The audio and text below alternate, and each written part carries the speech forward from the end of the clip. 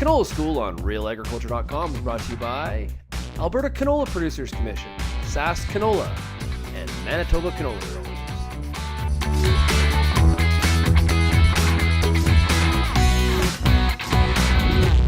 Deborah Murphy here. We're at Canola Palooza, joined by Tom Wolf, and we're standing in front of a little canola plot. What are you showing people as they walk by here? Well, at Canola Palooza today we're trying to show how droplets move in the environment, and we found that these bubbles are actually a very nice way of making it visual. So these little bubbles behave a lot like the driftable droplets in a spray cloud. Now all nozzles produce some amount of driftable droplets, but it's difficult to see where they go because they evaporate so quickly.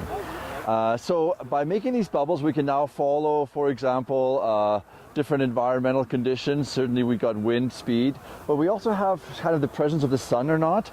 If it's sunny, the droplets will tend to move up and down with thermals. They disperse very rapidly. Sometimes even just a few meters away from this bubble machine, we'll see these bubbles rise up to maybe 10 meters in height. And that's really the presence of the sun that creates that. On the other hand, if we were to release these bubbles early in the morning, when there was still a temperature inversion, they would probably hang close to the ground and they wouldn't disperse at all. So anywhere where they go, they would be able to cause a lot of spray drift damage. And we've certainly talked about inversions and their danger before. This is just a new little tool that we've been using to visualize the movement of particles. You can see if you look downwind, they move pretty far before they fall out of the sky. They're very small, and therefore gravity doesn't have a lot of effect on them. So yeah, it's just a little educational tool at the Canola Palooza plot that we have. Is it any good for assessing wind conditions? You know, there's a lot of different ways of assessing it. I mean, we obviously still want to believe the weather forecast. We have our own individual handheld wind meters that I think are essential, the Kestrels. This is a nice way of visualizing things that are not obvious and they're not readable from the weather forecast, such as vertical mixing, such as the presence of inversions is another way of measuring that real quick.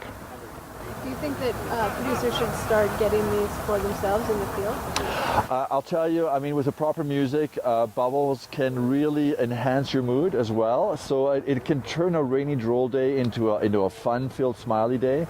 So I think they're very handy just for the, we're on the sprayer 24/7, 365 nowadays, and you need everything that you can get to keep your spirits up. So yeah, I highly recommend that. Tiny bubbles.